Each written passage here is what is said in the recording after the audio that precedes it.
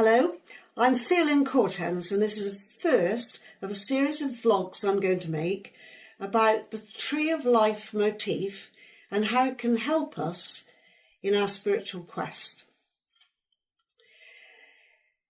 So where to start? Because the Tree of Life motif is very ancient and we find it in cultures around the world for as many generations back as we have historical records. One of the earliest images that we could look at is the picture of the Buddha sitting under his tree, seeking enlightenment. And he has been expelled, or he's expelled himself, perhaps we should say, from his palace where he was a prince. He was Siddhartha Gautama. He was destined, at least his family thought he was destined, to be a great prince, a great leader in the material world. But there was a prophecy that he would become a spiritual teacher. And so his father attempted to keep his son in a protective area so that he didn't see the troubles of the world and get tempted to go off and be a spiritual teacher. But the gods arranged for the Buddha to, first of all, see a man who was aging, a man who was sick, and then a man who was dead. And having seen these things, the Buddha went off, left his palace and its beautiful gardens, and went out to discover the world. And he doesn't find any answers from the ascetics and the people that he talks to. And eventually he just sits under the tree and he explores his world at an inner level. And it is said that he goes into different dimensions and he meets different beings and he wrestles with his demons, and eventually he becomes enlightened. So the tree is very much associated in Buddhism with the enlightenment of the Buddha. Now here's a lovely picture, a lovely image I came across. This is also from India. It's a bronze model, a bronze statue, you could say, or figure of a tree. And I loved it particularly because of its beautiful flowing lines.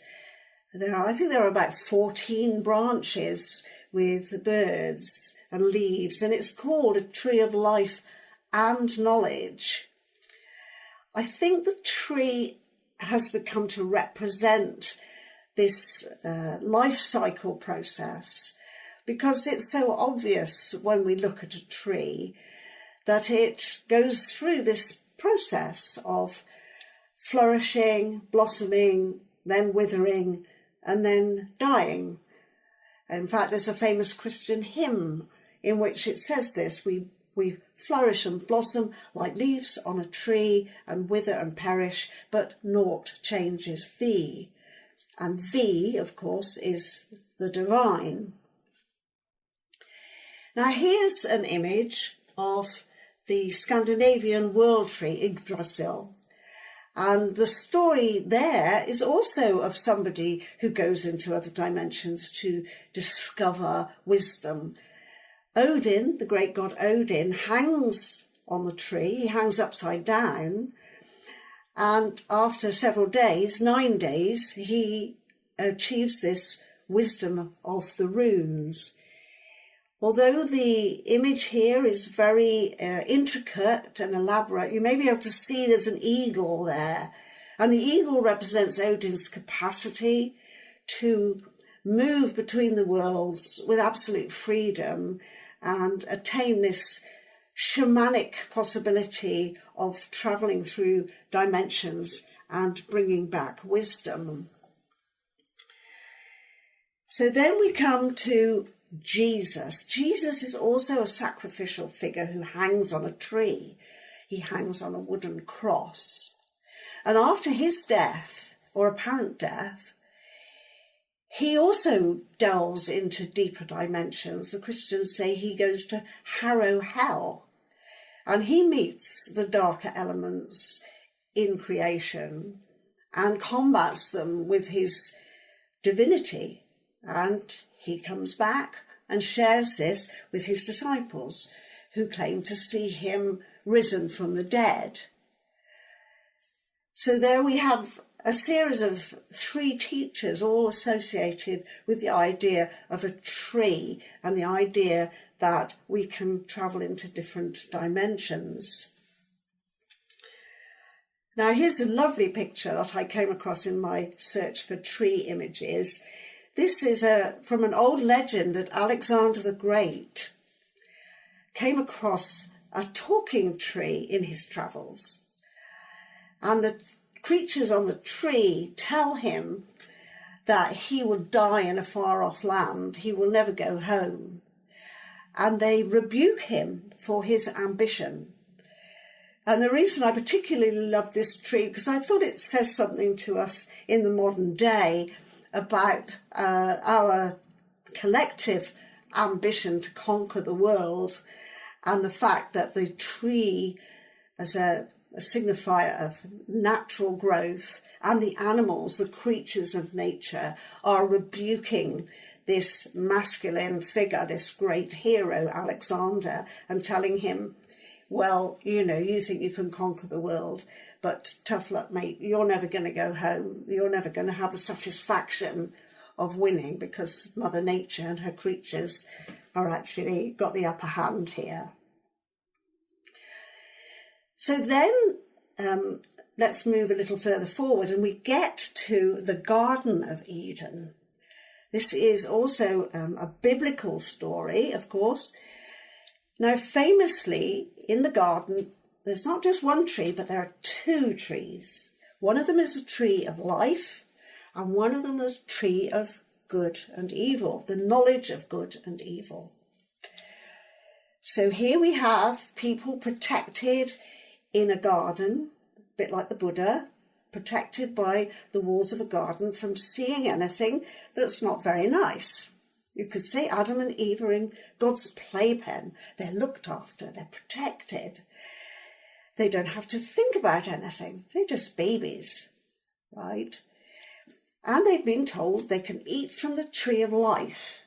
So as long as they do that, they're immortal. There's no life, there's no death. They're just in this suspended state, if you like. So then we're told that God and his council upstairs have said, we better keep an eye on these characters, because if they eat from the other tree as well, they will become like us, they will become gods. So this is a story about the development of consciousness. It's a story about how much consciousness are you allowed to have, because a little consciousness is a very dangerous thing. And when Adam and Eve eat from this fruit, which could be an apple, might be a fig, they get some knowledge, and they are turned out of the garden, because they're not allowed to have that knowledge and have the tree of life. They can't have both.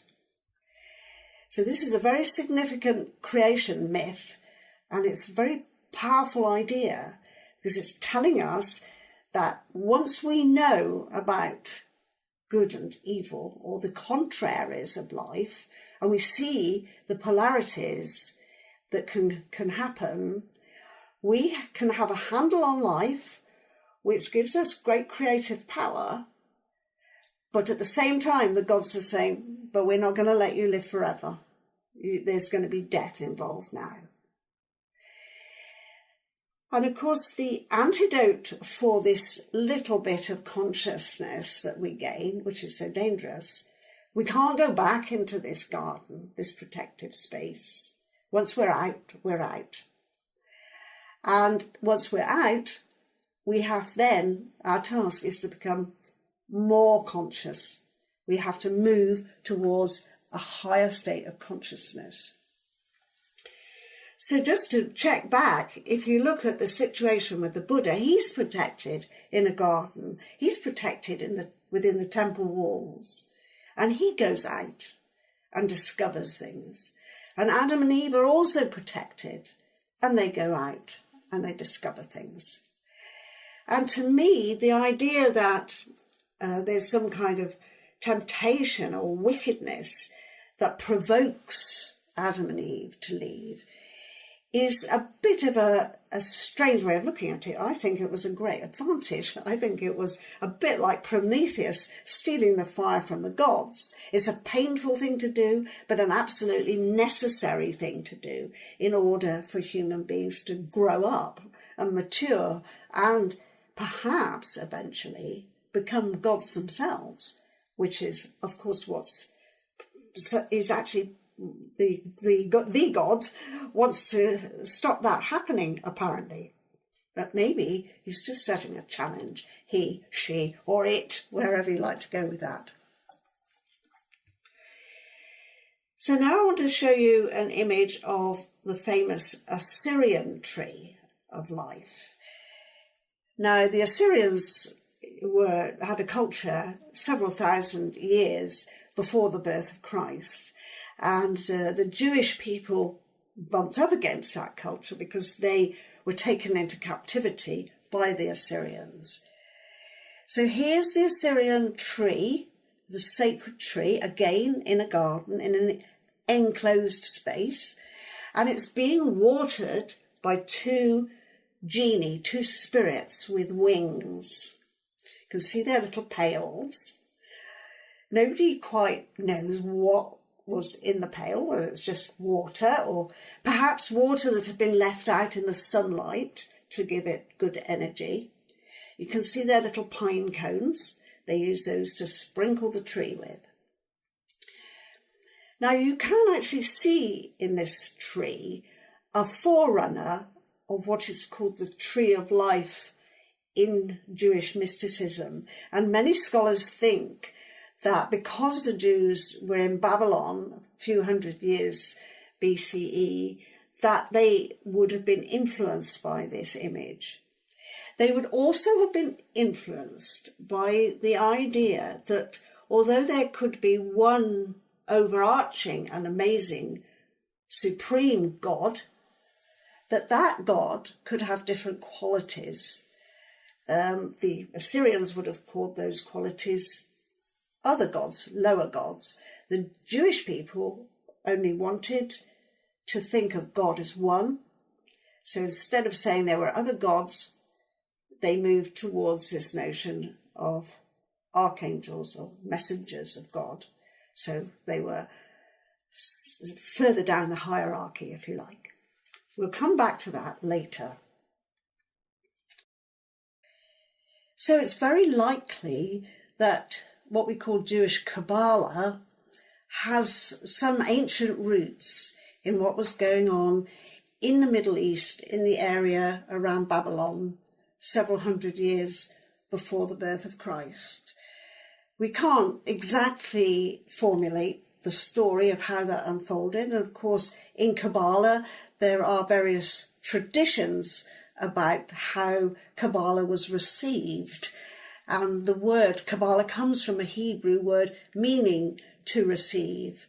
The tradition says it was Abraham who received the Kabbalah, and Abraham certainly lived a very long time before Jesus. He was one of the early patriarchs. But he did come from the city of Ur in Sumeria, so the thread of history for that part of the Middle East is probably quite coherent if we could actually unpick it all. And that's a bit of a challenge.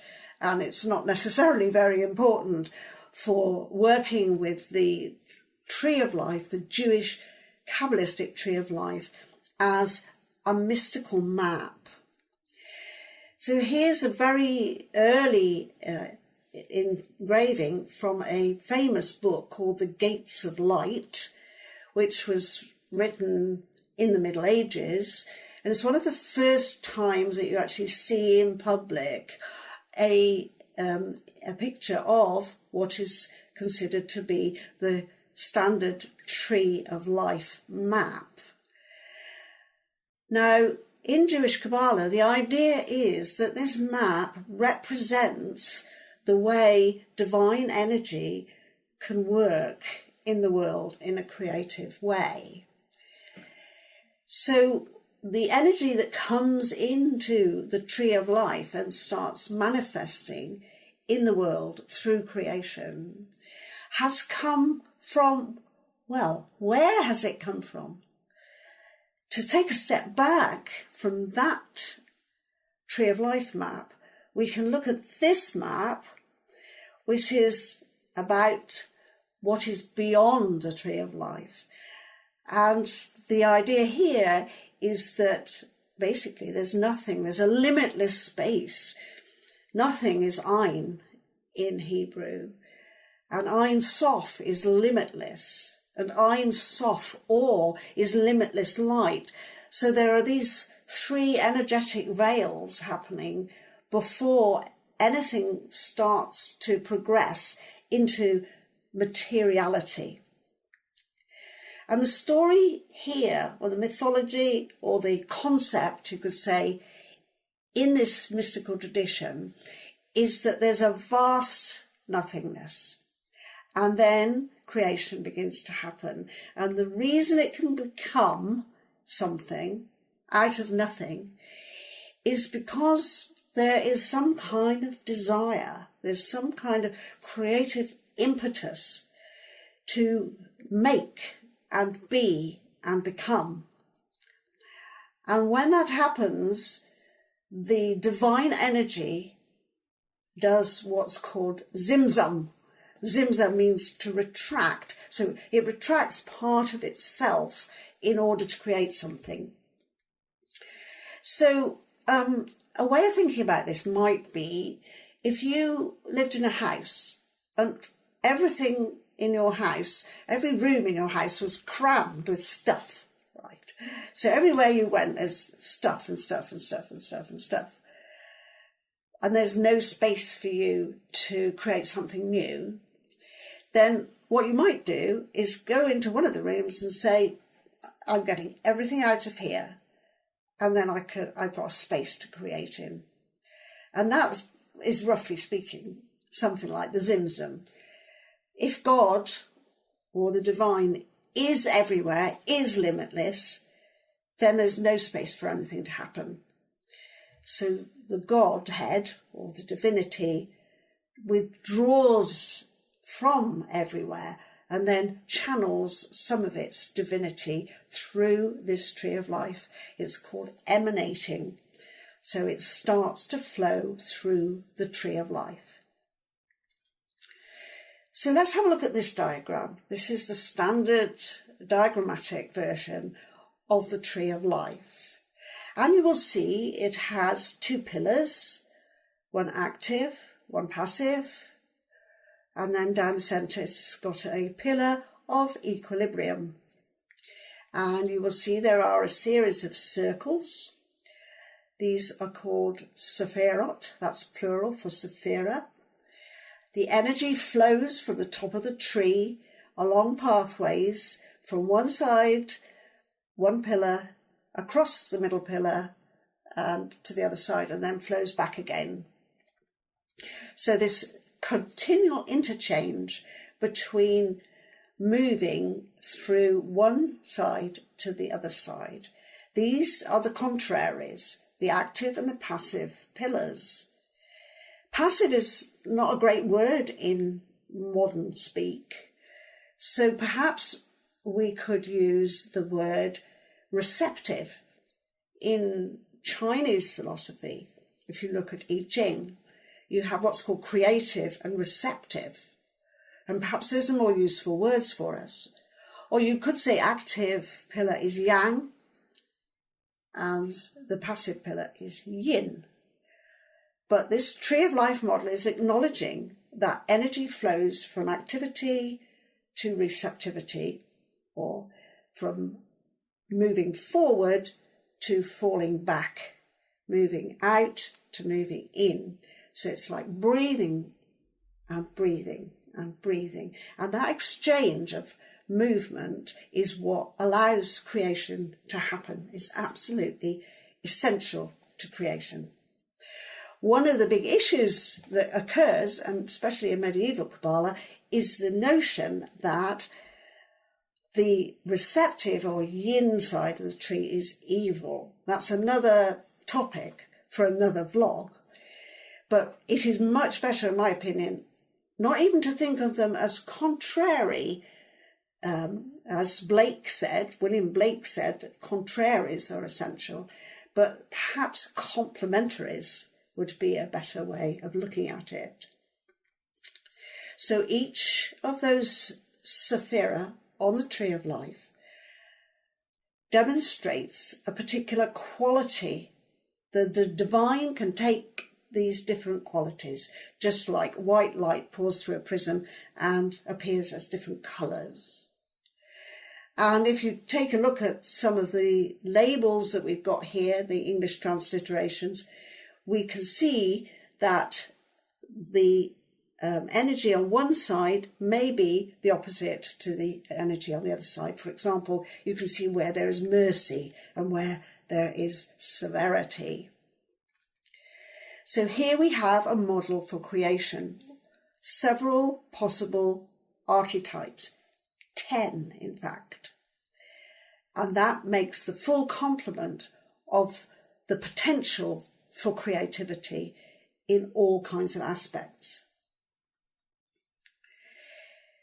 Here's a picture, a diagram demonstrating the human body overlaid with the Tree of Life. And if we work with that, we start to move towards the possibility of healing. We can see from this diagram that there are some similarities with the yogic chakra system. And we mustn't forget that in the yogic chakra system, there are two channels, the Ida and the Pingala, and there's a central channel called the Sushumna. So we're well on the way here to looking at what creation involves, and we're also on the way to looking at how we can work creatively in the world to the best possible advantage, and also how we might work as healers, because these principles from the Tree of Life map will serve us very well when we are trying to order our own lives and possibly put things right that feel out of sync or out of balance. So I'm going to leave you with this last diagram where I've given you the names of the archangels associated with the Sephirat. So each Sephira is referred to sometimes as a gate of light, and each gate of light has an archangel. And the archangel, we could say, is a personification of the archetype for the energy of that particular Sephira. So here are the names of the archangels, and if you go to my gallery on the website, you can see some images that I created for my pack of cards after going on my own pathworking journeys to meet the archangels in the 1980s. So go to my website, www.theolyn.com, and you'll find out a few more things about the archangels, but that's also a topic for the next vlog.